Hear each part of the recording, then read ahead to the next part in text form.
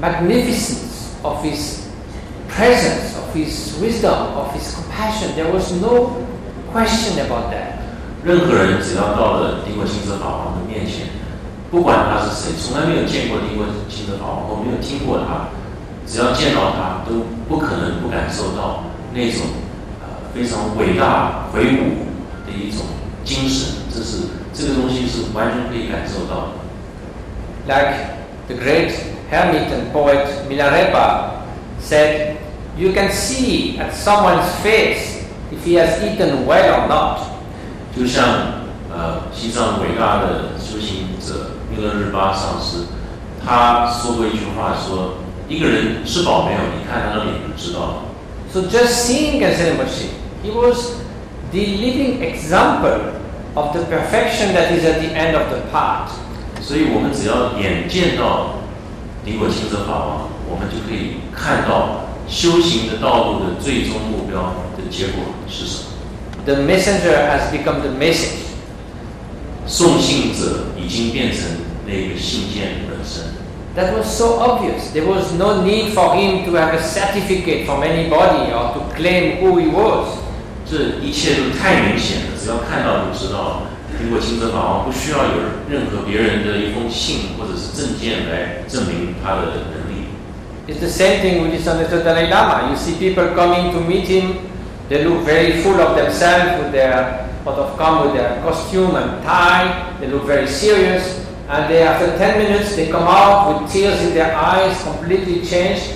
Some of those great teachers, within few moments, they can bring the best of yourself at the surface. 这也就像达赖喇嘛一样，很多人一本正经、西装笔挺跑来见他，也跟他不熟悉，也没有见过，非常严肃。10分钟之后，满脸泪水的出来，然后整个人生改变了。这种伟大的上师，他就是有这个能力，能够把我们内在最珍贵的东西提炼出来。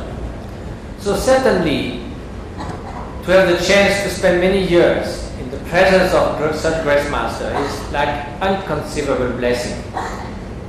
就是说他有这个机会，有这么多年可以跟着这么伟大的一位上师，他觉得是完全是不可思议的。And for someone like us, there's no way we can judge the depth of their spiritual realization.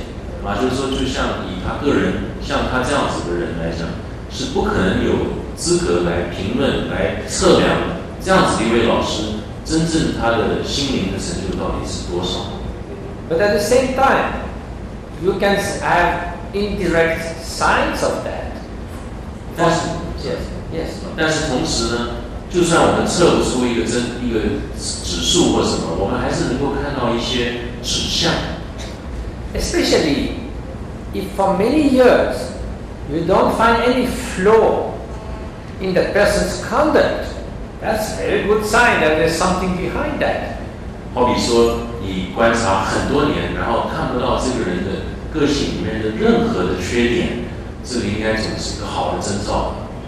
In ordinary life, you can be a great scientist, a great philosopher, a great musician, at the same time be someone with a little bit of anger or jealousy or pride, because those things are not necessarily related.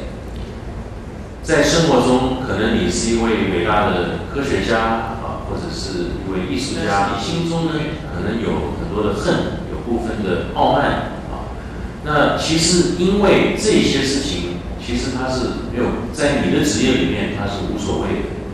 But the spiritual master that is angry, proud, and full of desire, that doesn't work because it's supposed to teach you how to get rid of those. 但是因为真实的心灵上师呢，他如果心中充满着憎恨、骄傲、傲慢，或者是欲望，这就不对了。因为真实的心灵上师就是要教你如何去除这些东西。So before I met Khyentse Rinpoche and my first teacher, Khyentse Rinpoche, when I was raised in France, I was able, thanks to my parents, to meet great intellectuals. My father was a philosopher, my mother is an artist. So I met great artists, great philosophers. I used to study science. So I met Nobel Prize of Medicine and so forth. They were wonderful people, and also people who are more difficult. There was no obvious link between their genius and human quality. Some were wonderful people, some very difficult people. 就是说他在没有遇见佛法之前，他的成长中呢，他是在他的父亲是一个哲学家，他的母亲是一个艺术家，他的整个家世非常显赫，他认识非常多的像诺贝尔奖得主，但是他在认识这些精彩的这些世间的人的同时呢，他会发现呢，这些人有的是人不错的，但是有的是非常难相处的。就是说，一个人好不好或者难不难相处，好像跟他是不是精彩的一个人在这个世间的世界里面呢，这是没有关系的，这是无关的。So in some of those cases, you might want to play the piano like a particular artist, but not necessarily to become like him or her. 所以在这些情况之下呢，我们举个例，好比说有一位精彩的音乐家，你可能会想学习，想做，你心里想能够像他一样弹钢琴就好，可是呢，你不会想像他那样做人。So that's why when we are in presence of someone like Rinpoche, we want so much to become at least to acquire some of his qualities. 所以在顶果欽哲法王的面前，你会有一种很深的一种愿望，希望可以学习，就像他这个样子。That's why the very presence of the spiritual master is an immense source of inspiration. 所以说，一个真实的心灵上师，如果我们有机会遇见他的话，这会造成非常深的一种激励的一种作用。And also, there's no doubt, the spiritual master exists or not. It's not like thinking whether God exists or not. 而这跟像基督教说上帝存不存在，这是不一样的。这个真实心灵上师是没有这样的问题。So there's no fundamental doubts. 我们没有任何的心中一种基本上的一种怀疑是不会有。For instance, if you are sitting in front of the Mount Everest, the highest mountain in the world, you don't ask yourself whether Everest exists or not. It is just there, magnificent and lofty. 举个例，如果你坐在喜马拉雅山圣母峰面前，你不会怀疑圣母峰存不存在，因为它就在你面前，它就是那么的高，那么的伟大，你不用怀疑它存不存在。So you might have a little doubt or hesitation, or will I be able or not to climb on top of the Everest? 或许你的怀疑是说，我能不能爬上去，只是如此而已。That means will I be able or not to walk on the footstep like someone like Rinpoche?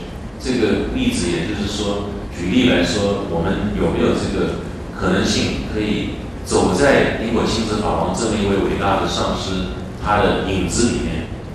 But then, if it's for mountain climbing, you say people who are training in certain way with perseverance, and slowly you see them, they can climb. So you say, well, if myself, I develop the same determination, the same perseverance, why not? I can also climb up there.